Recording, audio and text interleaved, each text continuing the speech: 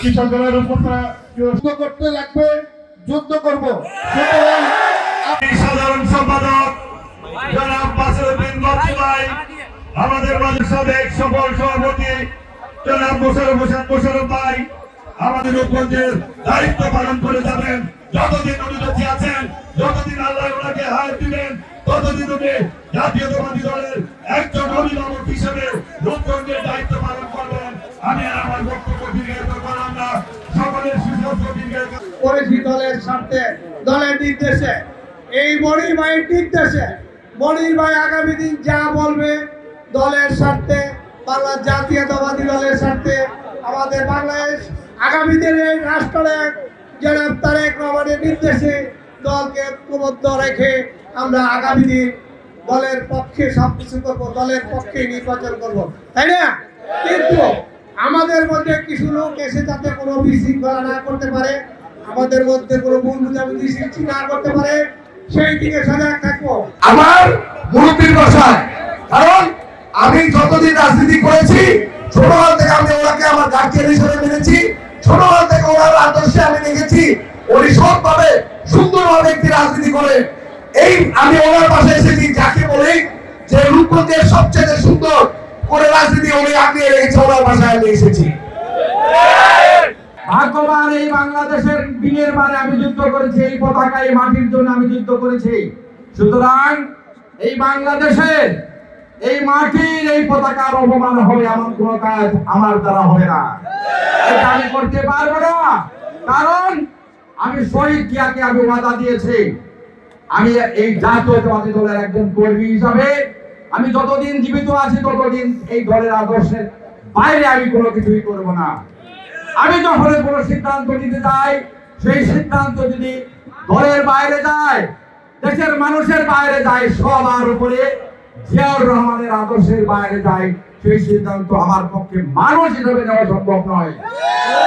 তাই আমি শহীদ জিয়ার একজন সৈনিক হিসাবে আজকে আমি বলতে চাই, আমি কাজ করেছি, আমি কাজ করব।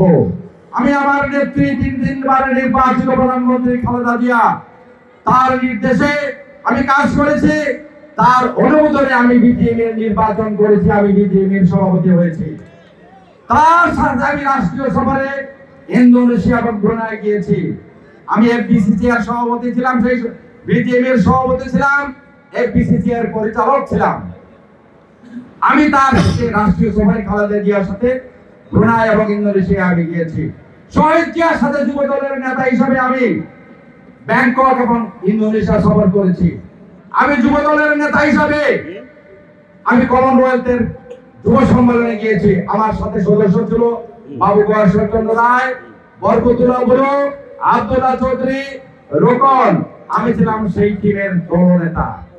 আমি তাই এই দলের কাছ থেকে যেটুকু সম্মান পাওয়ার তার সবটুকু আমি পেয়েছি। আমি তার থেকে আমার এই দল থেকে আর অনেক বেশি চাওয়ার কিছু নাই।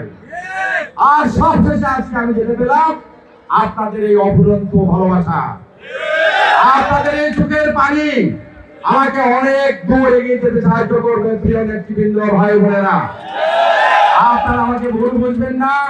আমি আপনাদের শাসন করি, বাবাই তো সন্তানদের শাসন করবে।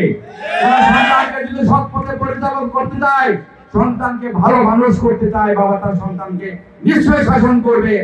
শাসন করেছে, আদরও করেছে। শাসন করা তারই সাথে সোহাগ করেছে।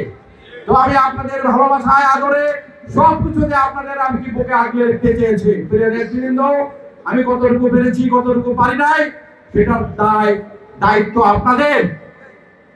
আমি একটা কথা আপনাদের বলতে চাই, আমরা যখন মুসলমান হিসেবে আমাদের যখন জানাজা হয় তখন কিন্তু হুজুর বলে উনি কেমন মানুষ ছিলেন, তখন আমরা কি বলি? ভালো মানুষ ছিলেন। এই ভালো মানুষ ছিলেন শব্দটা কি ওই মরা মানুষটা শুনতে পায়? শুনতে পায় না।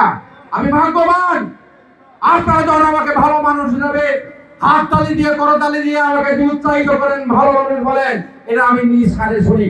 এর চেয়ে বড় পাওনা তো মানুষ হিসেবে আর এর চেয়ে বেশি নাই।